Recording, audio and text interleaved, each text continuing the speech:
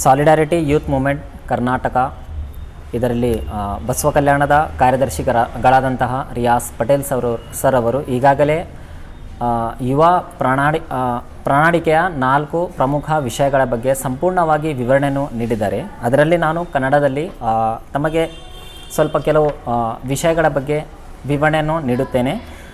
ಈಗಾಗಲೇ ತಮಗೆ ತಿಳಿದಿರುವಂತೆ ಮುಂಬರುವ 2023ನೇ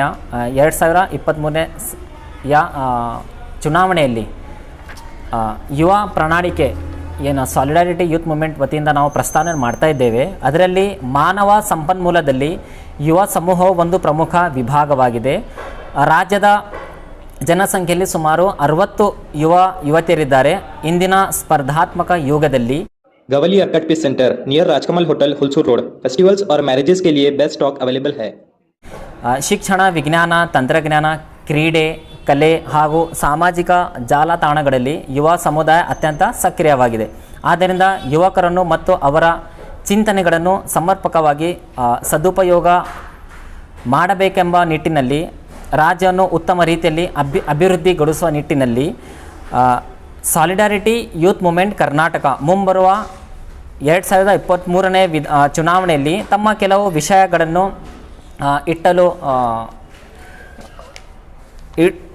ಇಡ್ತಾ ಇದೆ. ಅದರಲ್ಲಿ 4 ವಿಷಯಗಳೆಂದರೆ ಉದ್ಯೋಗ ಮತ್ತು ಆರ್ಥಿಕ ಸಬಲೀಕರಣ.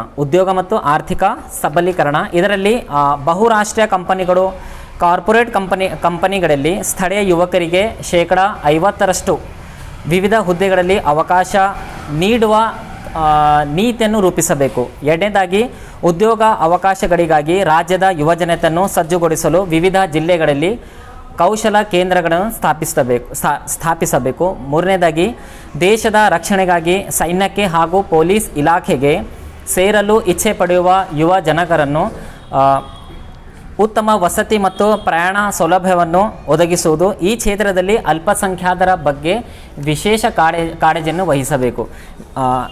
ಎರಡನೇದಾಗಿ ಕ್ರೀಡಾ ಸಬಲೀಕರಣ. ಕ್ರೀಡೆಯಲ್ಲಿ ನೋಡಿದಾಗ ನಾವು ಯುವಕರು ಅತಿ ಹೆಚ್ಚು ಉತ್ಸಾಹಕರಾಗಿರುವ ಒಂದು ಕ್ಷೇತ್ರವೆಂದರೆ ಅದು ಕ್ರೀಡೆಯಲ್ಲಿ ನಾವು ಯುವಕರನ್ನು ಪ್ರೋತ್ಸಾಹಿಸಬೇಕು. ಅದರಲ್ಲಿ ಪ್ರತಿಯೊಂದು ಕ್ಷೇತ್ರದಲ್ಲಿ ಸಾರ್ವಜನಿಕ ಕ್ರೀಡಾಂಗಣ ಇರಬೇಕು. ಅದರಲ್ಲಿ ಸ್ವಿಮ್ಮಿಂಗ್ ಪೂಲ್, ಪಾರ್ಕ್ಗಳನ್ನು ನಿರ್ಮಿಸುವುದು. ನಾವು ನೋಡಿದಾಗ ಧಾರವಾಡ, ತುಮಕೂರು, ಮಂಗಳೂರು, ಬೆಂಗಳೂರು ಹಾಗೂ ರಾಜ್ಯದ ವಿವಿಧ ಜಿಲ್ಲೆಗಳಲ್ಲಿ ಸ್ಥಗಿತಗೊಂಡಿರುವ ಕ್ರೀಡಾಂಗಣ, ಕ್ರೀಡಾ ಸಂಕೀರ್ಣ, ಪೆವಿಲಿಯನ್, ಈಜುಕೊಳ, ಕೋರ್ಟು ಇತ್ಯಾದಿಗಳ ಕಾಮಗಾರಿಯನ್ನು ಆದಷ್ಟು ಬೇಗ ಶೀಘ್ರದಲ್ಲಿ ಪೂರ್ಣಗೊಳಿಸಬೇಕು. ಗ್ರಾಮೀಣ ಸಾಂಪ್ರದಾಯಿಕ ಕ್ರೀಡೆಗಳಾದ ಖೋ ಖೋ, ಕಬಡ್ಡಿ, ಕುಸ್ತಿ, ಕಂಬಳ, ಎತ್ತಿನ ಗಾಡಿ ಓಟ, ಲಗೋರಿ ಮುಂತಾದ ಕ್ರೀಡೆಗಳನ್ನು ಬೆಳೆಸಿ ಗ್ರಾಮ ಮಟ್ಟದಿಂದ ರಾಜ್ಯ ಮಟ್ಟದವರೆಗೆ ಕ್ರೀಡೆಗಳನ್ನು ಕೂಡ ಸುಸಜ್ಜಿತವಾಗಿ ಕ್ರೀಡಾ ಅಂಕಣವನ್ನು ನಿರ್ಮಿಸಬೇಕು. ಪ್ರತಿಯೊಂದು ಗ್ರಾಮದಲ್ಲಿ ಯುವ ಮಂಡಲವನ್ನು ಸ್ಥಾಪಿಸಬೇಕು. ಕ್ರೀಡಾ ಸಲಕರಣೆಗಳನ್ನು ಉಚಿತವಾಗಿ ನೀಡಬೇಕು. ಹೆಚ್ಚು ನಾನು ಪಾಯಿಂಟ್ ಹೇಳ್ತಾ ಇಲ್ಲ, ಕಡಿಮೆ ಪಾಯಿಂಟ್ಸ್ ನಾನು ಹೇಳ್ತಾ ಇದ್ದೇನೆ. ಅದರಲ್ಲಿ ನಾವು ಮೂರನೇ ನಮ್ಮದೇನು ವಿಷಯ ಇದೆ, ಕಲೆ, ಸಾಹಿತ್ಯ ಮತ್ತು ಸಾಂಸ್ಕೃತಿಕ ಸಂಘ ಸಂಸ್ಥೆಗಳಿಗೆ ನೀಡುವ ದೇಣಿಗೆ ರೂಪದ ಅನುದಾನದಲ್ಲಿ ಪಾರದರ್ಶಕತೆಯನ್ನು ತೋರಿಸಬೇಕು. ಖ್ಯಾತ ಸಾಹಿತಿ SG ಸಿದ್ದರಾಮಯ್ಯ ಬೇಡಿಕೆಯಂತೆ ಸಾಂಸ್ಕೃತಿಕ ಪರಿಶೀಲನಾ ಸಮಿತಿ ರಚಿಸಬೇಕು. ಕನ್ನಡ ಪ್ರಾದೇಶಿಕ ಭಾಷೆಗಳಲ್ಲಿ ಹಲವಾರು ಯುವಕರು ಕಡೆದು ಬರುತ್ತಿರುವ ಕೃತಿ ಪ್ರಕಾಶನ ಒಂದು ಸಮಸ್ಯೆಯಾಗಿದ್ದು, ಯುವ ಬರಹಗಾರರ ಕೃತಿಗಳನ್ನು ಪ್ರಕಟಿಸಲು ವಿಶೇಷ ಅನುದಾನ ಬಿಡುಗಡೆ ಮಾಡಬೇಕು. ಕೊನೆಯದಾಗಿ ಅಡಿವಿಂಚಿನಲ್ಲಿರುವ ಪ್ರಾದೇಶಿಕ ಜಾನಪದ ಕಲೆಗಳನ್ನು ಉಳಿಸುವ ಒಂದು ಹೊಸ ಯೋಜನೆಗಳನ್ನು ಸರ್ಕಾರ ರೂಪಿಸಬೇಕು. ಕೊನೆಯದಾಗಿ ನಮ್ಮ ವಿಷಯ ಎಂದರೆ ಆರೋಗ್ಯವು ಯುವಕರ ಸಂತೋಷಕ ಮತ್ತು ಯೋಗಕ್ಷೇಮಕ್ಕೆ ಅಗತ್ಯವಾಗಿದೆ. ಇಂದು ರಾಜ್ಯದ ಯುವತಿಯರಲ್ಲಿ 18% ಜನ ಒಂದಲ್ಲ ಒಂದು ರೀತಿಯ ಕೌಟುಂಬಿಕ ಅಥವಾ ವೈಯಕ್ತಿಕ ಸಮಸ್ಯೆಗಳಿಂದ ಮಾನಸಿಕ ಖಿನ್ನತೆಗೆ ಒಳಗಾಗಿದ್ದಾರೆ. ಅದರಲ್ಲಿ ಕೆಲವರು ಆತ್ಮಹತ್ಯೆಯನ್ನು ಮಾಡಿಕೊಳ್ಳುತ್ತಾ ಇದ್ದಾರೆ. ಇದು ಒಂದು ರಾಜ್ಯದಲ್ಲಿ ದೊಡ್ಡ ಸಮಸ್ಯೆಯಾಗಿದೆ. ಕೋವಿಡ್ ನಂತರ ಇದರ ಪ್ರಮಾಣ ಹೆಚ್ಚಾಗುತ್ತಿದೆ. ವಿವಿಧ ಕಾರಣಗಳಿಗಾಗಿ ಮಾನಸಿಕ ಖಿನ್ನತೆಯನ್ನು ಎದುರಿಸುತ್ತಿರುವ ಯುವತಿಯರಿಗಾಗಿ ಪ್ರತಿಯೊಂದು ಗ್ರಾಮದ ಆರೋಗ್ಯ ಕೇಂದ್ರದಲ್ಲಿ ಕೌನ್ಸಿಲ್ ಸೆಂಟರ್ ತೆರೆಯಬೇಕು. ಮತ್ತು ನಮ್ಮ ಕೊನೆಯ ವಿಷಯ ಎಂದರೆ ಶಿಕ್ಷಣ ಮತ್ತು ಮಾನವ ಹಕ್ಕುಗಳು ಯುವಕರು ಸ್ಪರ್ಧಾತ್ಮಕ ಪರೀಕ್ಷೆಗಳಲ್ಲಿ ಭಾಗವಹಿಸಲು ಆರ್ಥಿಕ ನೆರವು ಕೊಡಬೇಕು ಮತ್ತು ಪ್ರತಿ ಜಿಲ್ಲೆಯಲ್ಲಿ ಒಂದು ಅತ್ಯಾಧುನಿಕ ತಂತ್ರಜ್ಞಾನಗಳನ್ನೊಳಗೊಂಡ ಗ್ರಂಥಾಲಯವನ್ನು ನಿರ್ಮಿಸಬೇಕು ಹಾಗೂ ಉಚಿತ ತರಬೇತಿಯನ್ನು ನೀಡಬೇಕು. ಉಳಿದೆಲ್ಲ ವಿಷಯಗಳು ನಮ್ಮ ಸಾಲಿಡಾರಿಟಿ ಯೂತ್ ಮೂಮೆಂಟ್ನ ಕಾರ್ಯದರ್ಶಿಗಳಾದಂತಹ ರಿಯಾಜ್ ಸರ್ ಅವರು ಈಗಾಗಲೇ ವಿವರಣೆಯನ್ನು ನೀಡಿದ್ದಾರೆ. ನಾನು ಇಷ್ಟ ಹೇಳಿ ನನ್ನ आदाब, गुड इवनिंग। आज की ये प्रेस मीट जो बुलाई गई है सॉलिडारिटी यूथ मूवमेंट की जानिब से बुलाई गई है। सॉलिडारिटी यूथ मूवमेंट एक मूवमेंट है, एक ऑर्गेनाइजेशन है जो कि पूरे कर्नाटका स्टेट में काम कर रही है और इसकी पेरेंट ऑर्गेनाइजेशन है जमात इस्लामी हिंद। और ये जो मूवमेंट है सॉलिडारिटी यूथ मूवमेंट यूथ्स के दरमियान में उनको जॉब एम्प्लॉयमेंट अपॉर्चुनिटीज़ के लिए गाइडेंस देना, फिर उसके अलावा जो है उनके अंदर अगर कोई गलत चीज़ें ड्रग एडिक्शन वगैरह है तो उसको काउंसलिंग करके उसको ख़त्म करना, फिर उसके अलावा जो है समाज में पाए जाने वाले जो इविल्स हैं जैसे डाउरी सिस्टम है, इस तरह के जो प्रॉब्लम्स हैं उसको ख़त्म करने के लिए अलग अलग जो है इसके कैंपेन चलते रहते हैं। अभी आज की जो प्रेस मीट बुलाई गई है वो ख़ास करके हमारा जो आने वाला असम्बली इलेक्शन है 2023 कर्नाटका का, उसमें एक यूथ मैनिफेस्टो हमने स्टेट लेवल पर प्रिपेयर किया है। यूथ मैनिफेस्टो क्या है? इसमें वो सभी डिमांड्स हैं जो राइट नाउ एक यूथ सभी पॉलिटिकल पार्टीज से करेगा और ये चाहेगा कि सभी पॉलिटिकल पार्टीज इस मैनिफेस्टो को अपने इलेक्शन के मैनिफेस्टो में ऐड करें। इसका सिंपल एक जो है मीनिंग वो यही है कि यूथ के क्या डिमांड है, क्योंकि अब हम अगर इंडिया की हालत देखते हैं तो यहाँ पर 60% जो है यूथ्स पाए जाते हैं और यूथ्स के बहुत सारे प्रॉब्लम हैं। लाइक एम्प्लॉयमेंट एक बहुत बड़ा प्रॉब्लम है, रोज़गार का हमारे कंट्री में एक बहुत बड़ा प्रॉब्लम बन के उभरा है, तो ये एक इशू है। इसके अलावा जो है दीगर जो इश्यूज़ हैं उसमें खेल कूद में नौजवानों का जो पार्टिसिपेशन है वो बहुत कम हो चुका है, जिससे उनकी हेल्थ भी ख़राब हो रही है और बहुत सारे हम केसेस देख रहे हैं कि हार्ट अटैक्स के जो यूथ्स के डेथ हो रहे हैं वो खेल कूद का मामला है। फिर इसके अलावा जो आर्ट एंड कल्चर में नौजवानों का जो पार्टिसिपेशन है, यूथ्स का जो पार्टिसिपेशन है वो कम होता जा रहा है। फिर इसके अलावा जो है एग्रीकल्चर जो एक फील्ड है, एक ऐसी फील्ड है जिसमें यूथ्स आ सकते हैं, यूथ्स के जो है एम्प्लॉयमेंट अपॉर्चुनिटीज़ क्रिएट हो सकते हैं, यूथ्स को जो है एंटरप्रेन्योरशिप के लिए भी प्रमोट किया जा सकता है। तो ऐसे बहुत सारे जो है जो डिमांड्स हैं यूथ ऑफ कर्नाटका जो पॉलिटिकल पार्टीज़ के सामने प्रेजेंट करेंगे और पॉलिटिकल पार्टी इश्यूज़ की बजाय यूथ्स के जो प्रॉपर इश्यूज़ हैं उसको एड्रेस करें, क्योंकि यूथ मैंने जैसे कहा कि एक बड़ा इम्पॉर्टेंट फैक्टर है इस कर्नाटका असम्बली इलेक्शन में भी और इस कंट्री के डेवलपमेंट में भी। इसमें ख़ास करके बहुत सारी चीज़ें मैं उसको शॉर्ट में आपके सामने रखूँगा, फिर मेरे साथ जो हैं जुनैद अहमद हैं वो कन्नड़ा में आपके सामने कुछ चीज़ें रखेंगे, फिर हम ये कॉपी जो मैनिफेस्टो की है सभी रिपोर्टर्स के साथ शेयर करेंगे और हम आप सबसे रिक्वेस्ट करेंगे कि आप इसको पब्लिश करें। सबसे पहली चीज़ है जो हमने इस यूथ मैनिफेस्टो में एड्रेस किया है वो रोज़गार यानी कि एम्प्लॉयमेंट का जहाँ तक मामला है, अगर हम देखेंगे कर्नाटका में देखते हैं तो 2.52 यानी 2 लाख से भी ज़्यादा नौकरियां गवर्नमेंट के सेक्टर में अभी खाली हैं, उतने वैकेंसी अभी हैं। फिर इसके अलावा अगर स्कूल कॉलेजेस में देखते हैं तो 53,700 वैकेंसीज़ वहाँ पर देखेंगे आप। गवर्नमेंट जो भी हुकूमत क्यों ना बने इस असम्बली इलेक्शन के बाद, वो यूथ्स को एम्प्लॉयड करने के लिए स्किल डेवलपमेंट सेंटर्स बनाएं, तालुका लेवल पर डिस्ट्रिक्ट लेवल पर स्किल डेवलपमेंट सेंटर बनाएं। इसके बाद और ये हमारा ये डिमांड है कि गवर्नमेंट जो भी बने वो मंथली जॉब फेयर और ईयरली जॉब मेला अपनी तरफ से रखें। फिर और एक जो डिमांड वो ये है कि गवर्नमेंट एक ऐसी वेबसाइट बनाए जहाँ पर उसमें पूरी डिटेल हो कि कितनी जॉब्स कहाँ पर वैकेंसीज़ हैं और कब उसको वैकेंसीज़ खुलेंगी। फिर इससे आगे बढ़कर और एक जो डिमांड वो यूथ का रहेगा वो ये रहेगा कि यूथ्स को कॉम्पिटिटिव एग्ज़ाम में प्रिपेयर करने के लिए कॉम्पिटिटिव एग्ज़ाम के प्रिपरेशन के सेंटर्स जो भी हुकूमत आए वो बनाएं। फिर इसके अलावा ये सारी चीज़ें हैं। और सेल्फ एम्प्लॉयमेंट को लेकर जो छोटे छोटे कारोबार वाले लोग हैं, ठेला बंडी चलाते हैं या दूसरे छोटे मोटे काम करते हैं, उनके लिए जो है गवर्नमेंट एक छोटे से बग़ैर सूद के लोन दे, हो सकता है 25,000 हो या 40,000 हो, उनको जो है उसके बग़ैर विदाउट इंटरेस्ट उनको कर्ज मिले। फिर गवर्नमेंट की जो स्कीम है एम्प्लॉयमेंट की, उसके तहत जो है हम देखते हैं इनक्यूबेशन सेंटर यानी उसके ट्रेनिंग सेंटर बेंगलुरु में ज़्यादा पाए जाते हैं, उस सेंटर को और ज़्यादा बढ़ाया जाए, पूरे कर्नाटका के हर जगह पर उसको लाया जाए। ये कुछ चीज़ें मैंने आपके सामने रखी हैं एम्प्लॉयमेंट के सेक्टर में, यानी कि एम्प्लॉयमेंट के लिए बहुत ज़्यादा अपॉर्चुनिटीज़ यूथ्स को दिए जाएँ। उसके बाद दूसरा जो हमारा हेडिंग है इस मैनिफेस्टो का वो है खेल, स्पोर्ट्स में हम लोग ये चाह रहे हैं कि हर ताल्लुका लेवल पर एक अच्छी तरह से बना हुआ एक स्टेडियम हो, जिसमें जो है जिम की फैसिलिटी रहे, स्विमिंग पूल की फैसिलिटी रहे, और वो स्टेडियम लोगों के रीच से नज़दीक रहे। एक पॉइंट ये है।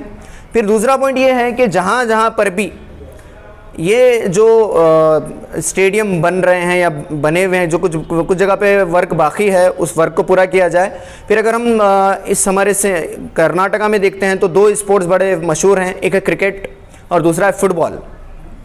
क्रिकेट में अगर हम देखेंगे तो एक इंटरनेशनल लेवल फैसिलिटी का सिर्फ एक ग्राउंड हमको देखने में मिलता है, चिन्ना स्वामी स्टेडियम बेंगलोर। अभी और एक स्टेडियम मंगलूर में उसका वर्क स्टार्ट हुआ है।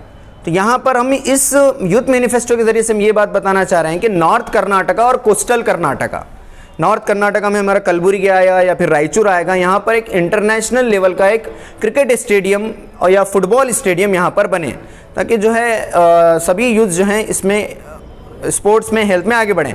फिर ग्राम पंचायत लेवल पर एक छोटा सा हेल्थ सेंटर बनाया जाए, जहाँ पर यूथ पहुँचें, हेल्थ अपना जो है वर्जिश करें, अपनी सेहत को अच्छा रखें। ये स्टेडियम भी जो है बनाया जाए। फिर और एक जो अहम डिमांड, बहुत ही इंटरेस्टिंग डिमांड है, वो ये है कि हमारे जो ट्रेडिशनल गेम्स हैं कर्नाटका के, उसमें आता है खो खो, कुश्ती, कबड्डी, कंबाला, बैलगाड़ियों की दौड़, लगोरी खेलते हैं। ये ट्रेडिशनल गेम है जो पुराने ज़माने के गेम हैं, जो ऑलमोस्ट ख़त्म होते जा रहे हैं। गवर्नमेंट जो भी आए वो इस बात पर कंसंट्रेट करे कि उन स्पोर्ट्स को फिर से रिवाइव किया जाए, उनके लिए छोटे टूर्नामेंट्स रखे जाएं, ताकि वो स्पोर्ट्स फिर से रिवाइव हों और यूथ्स जो हैं उनकी सेहत भी अच्छी रहे, वो स्पोर्ट्स में भी आगे बढ़ें।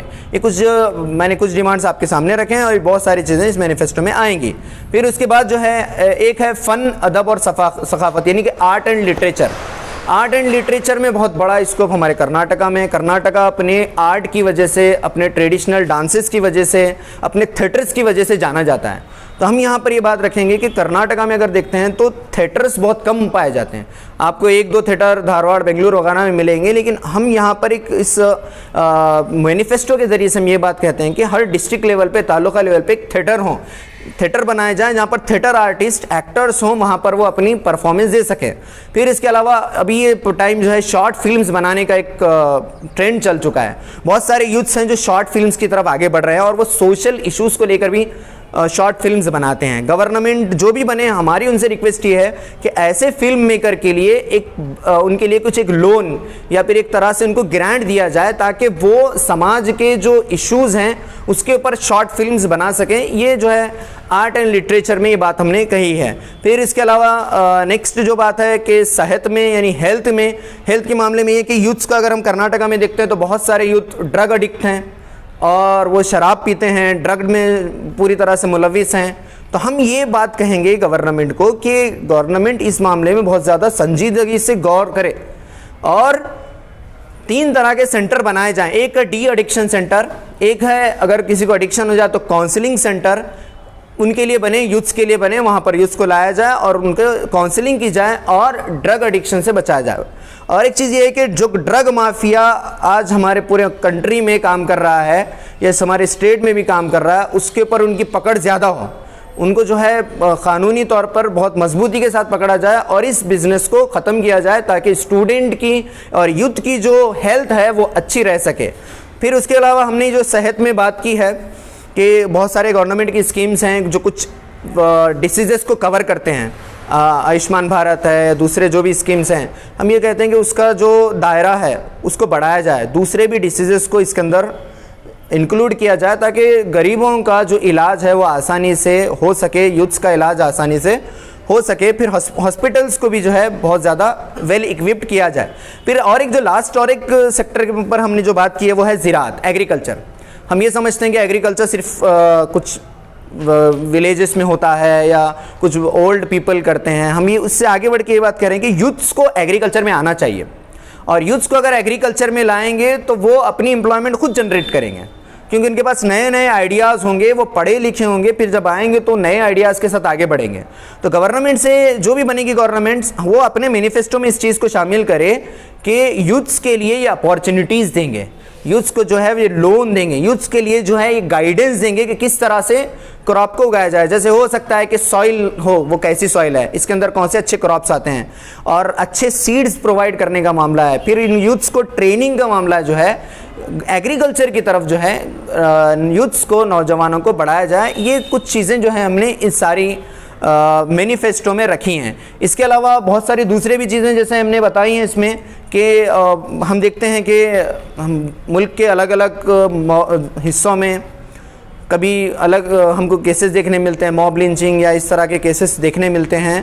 वैसे केसेस को, वैसे चीज़ों को पूरी तरह से मजबूती के साथ रोका जाए। लॉ एंड ऑर्डर, जो भी गवर्नमेंट आए, बहुत मजबूती के साथ लॉ एंड ऑर्डर को जारी रखे, और जो लोग भी मॉरल पॉलिसिंग करते हैं उनको इस चीज़ से रोका जाए, लॉ एंड ऑर्डर उनको हाथ में लेने से रोका जाए। गवर्नमेंट इस मामले में भी स्ट्रिक्टनेस के साथ अपना वर्क करे। और दूसरे जो स्कीम्स हैं, जैसे अभी शादी भाग्य स्कीम माइनॉरिटीज़ के लिए थी, फिर बैकवर्ड क्लासेस के लिए मंगलया स्कीम थी, उसको फिर से रिवाइव किया जाए, फिर से रीस्टार्ट किया जाए। ये बेसिकली कुछ डिमांड्स हैं जो इस मैनिफेस्टो में आपको मिलेंगे। मैं इस मौके पर यही बातें आपके सामने रखना चाह रहा था। हम ये मैनिफेस्टो को स्टेट लेवल पर, जो स्टेट हाई कमांड है, वहाँ पहुंचकर हमारी स्टेट की टीम उनको मैनिफेस्टो देगी, डिस्ट्रिक्ट लेवल पर डिस्ट्रिक्ट की टीम हमारी मैनिफेस्टो पहुंचकर वहाँ के कैंडिडेट्स को देगी। हम यहाँ पर तालुका लेवल पर, यानी बसो कल्याण लेवल पर, जिस किसी भी पार्टी के जो कैंडिडेट्स होते हैं उन कैंडिडेट्स तक पहुंचकर हम ये मैनिफेस्टो उनको देंगे और उनको ये बात बताएंगे कि आप अपने मैनिफेस्टो में इन चीज़ों को इंक्लूड करें, क्योंकि ये बहुत इंपॉर्टेंट चीज़ें यूथ से रिलेटेड हैं, और हमारी जो पूरी पॉलिटिक्स हो वो मुद्दों के पर हो, और हमारा जो कंट्री है, हमारा जो देश है, वो बहुत ज़्यादा आगे बढ़े। तो ये कुछ चीज़ें मैंने आपके सामने रखी हैं।